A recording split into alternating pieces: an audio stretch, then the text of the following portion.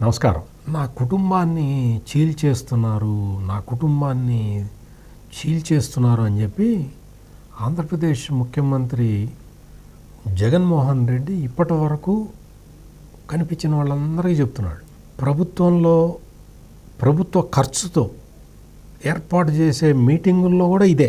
కుటుంబాన్ని చీల్చటానికి కూడా వీళ్ళు వెనకాడరు, దుర్మార్గులు, రాక్షసులు, ఏదో రకరకాలుగా. ఆయన చెల్లెలు వైఎస్ షర్మిల చాలా క్లారిటీతోటి చెప్పింది కుటుంబాన్ని ఎవరు చీల్చారు అనేది. ఎవరు చీల్చారో తెలుసా?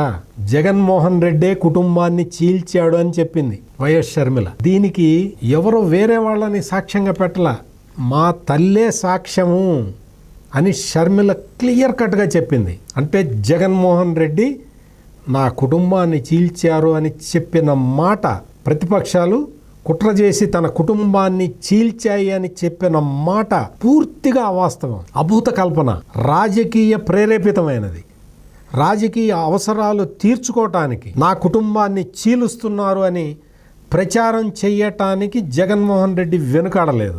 ఆ విధంగా చెప్పి కుటుంబాన్ని కూడా చీలుస్తారా ఈ దుర్మార్గులు అని చెప్పి ప్రజలు ప్రతిపక్షానికి వ్యతిరేకంగా ఆలోచన చెయ్యాలి అన్న కుట్రతోటి, దురుద్దేశంతో జగన్మోహన్ రెడ్డి ఈ కామెంట్ చేశాడు అని సాక్షాత్తు ఆయన చెల్లెలే చెప్పింది.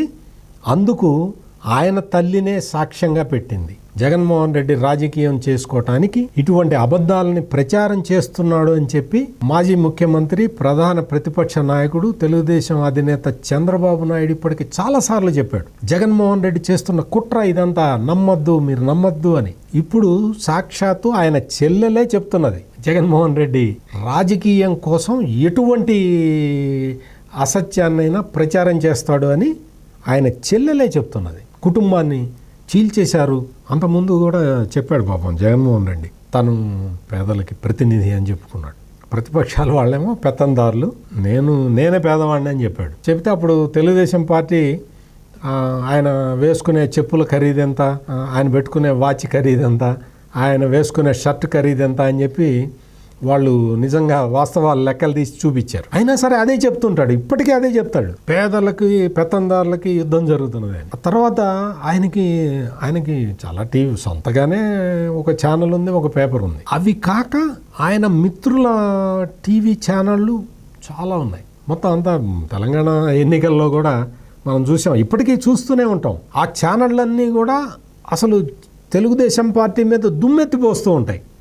అయిన దానికి కాని దానికి ఎవరో సోషల్ మీడియాలో ఎవరో బాధ్యత లేని వ్యక్తి ఎవడన్నా పోస్ట్ పెడితే బాధ్యత గల జర్నలిస్టులుగా వాటిని వెరిఫై చేసుకొని వార్త వేయాలన్న ఆ ఇంగిత జ్ఞానం కూడా లేకుండా ఈ ప్రధాన స్రవంతి మీడియాలన్నీ కూడా తెలుగుదేశంకి వ్యతిరేక వార్తలు అనగానే చాలు భుజాన్ని వేసుకొని ప్రచారం చేస్తుంటాయి.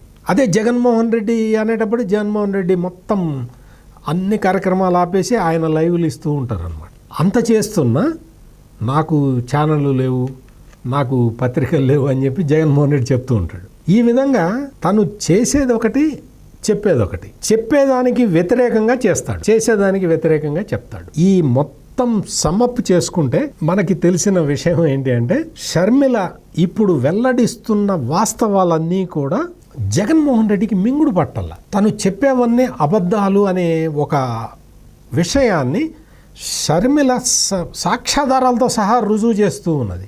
జగన్మోహన్ రెడ్డి క్రైస్తవుడు అనే విషయాన్ని కూడా షర్మిల గుర్తు చేసింది. ఈ విధమైన ఒక గోబెల్స్ తరహాలో ప్రచారం చేసుకుంటూ ప్రతిపక్షాల మీద బురద జల్లుతున్న జగన్మోహన్ రెడ్డికి ఆయన సొంత చెల్లెలే చెక్ పెడుతూ ఉన్నది. మరిన్ని విశ్లేషణలతో మళ్ళీ కలుద్దాం. నమస్కారం.